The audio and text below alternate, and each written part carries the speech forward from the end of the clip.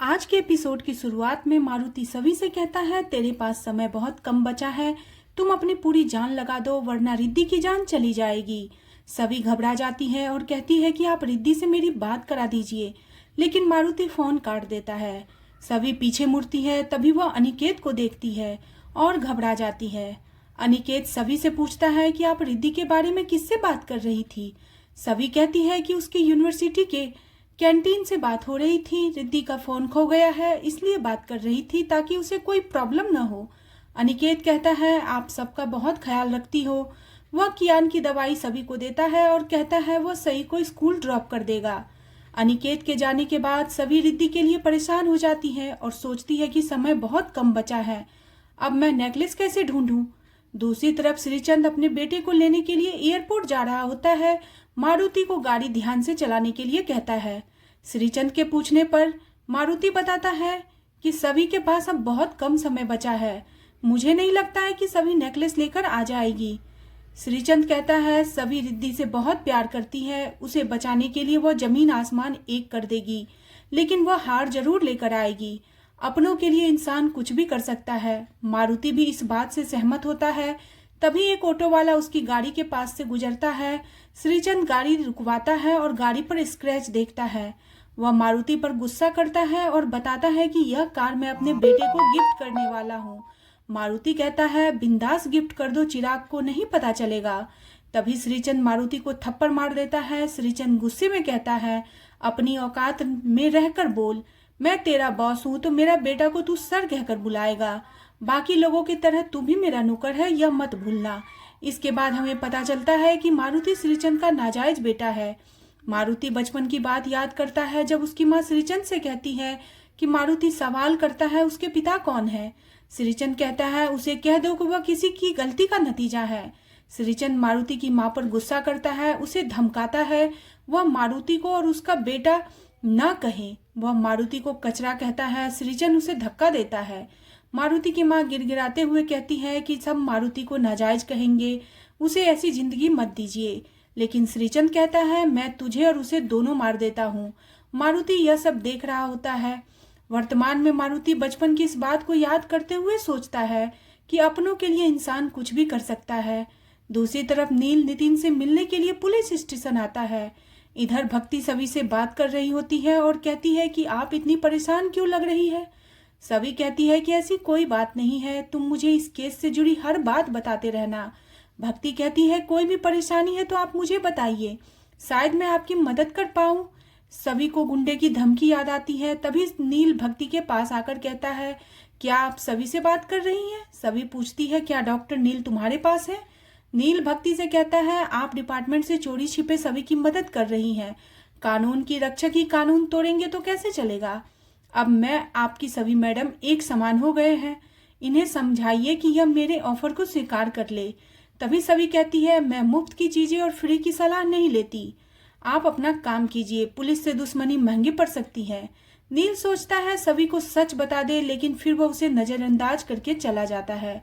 इसके बाद नील केशव से मिलता है तो केशव बताता है, नितिन किसी केस के सिलसिले में बाहर गए हुए हैं, कोई जानकारी है तो उसे बता दे। लेकिन नील सोचता है, मैं इस पर भरोसा नहीं कर सकता। अगर नितिन को इस पर भरोसा होता तो वह मुझे इस काम के लिए नहीं चुनता। नील कहता है कि नितिन के आते ही मुझे मैसेज कर देना। नील वहां से चला जाता है। भक्ति इस चीज को देखकर हैरान होती है कि सभी कहती है उसे कोई फर्क नहीं पड़ता नील क्या कर रहा है। दूसरी तरफ नील बाहर आता है, तभी उसे सई का फोन आता है। सई नील को बताती है कि उसे एग्जाम में A+ मिला है, लेकिन अब वह अच्छे से पढ़ नहीं पाएगी क्योंकि उसकी बुआ US चली गई है। नील कहता है उसे उदास होने की जरूरत नहीं है क्योंकि उसके पास पूरी फैमिली और पुकी अंकल भी हैं। सई पूछती है कि बुआ उदास होगी तो मैं उनके लिए क्या करूंगी। नील कहता है, आप बुआ को फोन करके कहना कि उनकी वजह से आपको A+ मिला है। तभी सभी वहां आती है। सई सभी से कहती है, आप पुकी अंकल से बात कर लो। सभी सोचती है एक तरफ यह डॉक्टर है जिससे बात करके सही खुश होती है, और दूसरी तरफ डॉक्टर नील है जिसकी आवाज सुनकर मेरा खून खौल उठता है। वह तो इंसानियत के नाम पर धब्बा है। इसके बाद सभी सई को खाना देकर बाहर आती है। तभी उसे बिजली की बिल का मैसेज आता है। वह देखती है कि उसकी सैलरी अभी तक नहीं आई। दूसरी तरफ एयरपोर्ट पर मारुति श्रीचंद को बताता है कि चिराग की फ्लाइट आ गई है। हम देखते हैं कि श्रीचंद के बेटे चिराग की एंट्री होती है। वह रिद्धि का मैसेज देखता है और अपने प्रपोजल को स्वीकार करने की प्रार्थना करता है। मैसेज में रिद्धि उसका प्रपोजल रिजेक्ट कर देती है। चिराग को पता चलता है कि रजत की मौत हो गई है। वह हैरान होता है और कहता है, ऐसे समय में मुझे प्रपोज नहीं करना चाहिए था। लेकिन रिद्धि को यह भी नहीं पता है कि मैं जहाँ पर गया था वहाँ नेटवर्क नहीं था। तभी श्रीचंद उसे आवाज लगाता है। चिराग और श्रीचंद गले मिलते हैं। मारुति दुखी होता है। श्रीचंद उसे नई कार दिखाता है और बताता है कि यह उसके लिए है। चिराग खुश होता है। श्रीचंद रूखे अंदाज में मारुति को चाबी देने के लिए कहता है। श्रीचंद चिराग से पूछता है, अब अपने पिता को घुमाने के लिए कहाँ लेकर जाओगे? चिराग कहता है, हम रिद्धि के घर जाएंगे। मुझे रजत भैया की मौत का पता नहीं चला। मुझे रिद्धि से मिलना है। श्रीचंद कहता है, रिद्धि तो यूएस चली गई है। चिराग हैरान होता है और कहता है वह बाकी लोगों से मिलना चाहता है। श्रीचंद मान जाता है। दोनों गाड़ी में बैठते हैं। मारुति भी गाड़ी में बैठने लगता है। तभी श्रीचंद उसे रोक देता है और कहता है, तू ऑटो से आ जा, मुझे मेरे बेटे से बहुत सी बातें करनी है। मारुति का चेहरा उतर जाता है। दूसरी तरफ नील पुशअप कर रहा होता है और केस से जुड़े सवालों के बारे में सोच रहा होता है। वह सोचता है कि आखिर सभी मेरे साथ मिलकर केस सुलझाने के लिए क्यों मना कर रही है। नील कहता है कि इस पहले तो रजत और सभी की मौत, उसके बाद सभी का सस्पेंड हो जाना, उसके बाद मेरा इस केस में इन्वॉल्व करना और उसके बाद ये हीरे का मिलना, ये सब एक दूसरे से जुड़ा हुआ लगता है। इसी बीच वहां जीतू आ जाता है। जीतू नील से कहता है, अर्जुन को भी लड़ाई में श्री कृष्ण की जरूरत पड़ी थी। अगर तुम चाहो तो मैं तुम्हारा सारथी बनकर तुम्हारी मदद कर सकता हूँ। वह नील को समझाता है और गुजारिश करता है कि वह केस सुलझाने में उसकी मदद ले सकता है। दूसरी तरफ सभी भक्ति से पूछती है, क्या उसकी सैलरी आ गई? भक्ति कहती है, हाँ उसकी सैलरी आ गई है। भक्ति कहती है, शायद नितिन ने भी सभी की सैलरी रोक दी होगी। सभी परेशान हो जाती है। इधर काम करते समय भाग्यश्री को चोट लग जाती है। तभी सभी उसे संभालती है, उसे काम करने के लिए मना करती है। भाग्यश्री कहती है, काम वाली ने काम छोड़ दिया है तो साफ सफाई तो करनी ही पड़ेगी। इसी बीच तारा गुस्से में घर आती है और बताती है कि ड्राइवर को छुट्टी देने की वजह से उसे ऑटो से घर आना पड़ा है। सभी कहती है, कुछ दिन बिना ड्राइवर के मैनेज करना पड़ेगा क्योंकि मेरी सैलरी नहीं आई है।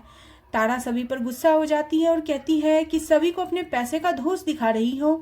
भाग्यश्री तारा को रोकती है और सभी से पूछती है, क्या उसकी सैलरी आधी आएगी? सभी कहती है, हाँ मैं सस्पेंड हूँ इसलिए सिर्फ आधी सैलरी आएगी। अब तक तो आ जानी चाहिए थी, पता नहीं क्यों नहीं आई है। तारा फिर से सभी पर गुस्सा करती है और कहती है, मैं भास्कर से बात करूंगी, रजत ने कहीं कोई सेविंग तो की होगी। सभी सोचती है रजत को भास्कर पर बहुत भरोसा था, इसलिए उसने दिवालिया होने की बात भास्कर को बताई थी। अगर रजत का कोई सीक्रेट लॉकर हो तो भास्कर को इसके बारे में जरूर पता होगा। सभी भास्कर से मिलने की सोचती है और इसी के साथ आज का एपिसोड खत्म हो जाता है। अगले एपिसोड में देखने को मिलेगा कि सभी की सैलरी नहीं आने से परिवार पर आर्थिक संकट छा जाता है। तभी सभी को रिद्धि का वीडियो मिलता है जिसमें वह बचाने की गुहार लगा रही होती है। सभी रजत से कहती है कि मैं आपकी जगह नहीं ले सकती, लेकिन आपकी जिम्मेदारियां जरूर पूरी करूंगी, फिर चाहे मुझे मेरे वसूल और आदर्शों की कुर्बानी ही क्यों न देनी पड़े। वह फोन पर किसी से कहती है, मैं यह काम करने के लिए तैयार हूँ। आज का एपिसोड आपको कैसा लगा प्लीज कमेंट करें और बने रहे सीरियल गुम है किसी के प्यार में। नेक्स्ट एपिसोड के लिए चैनल को सब्सक्राइब करना बिल्कुल न भूलें।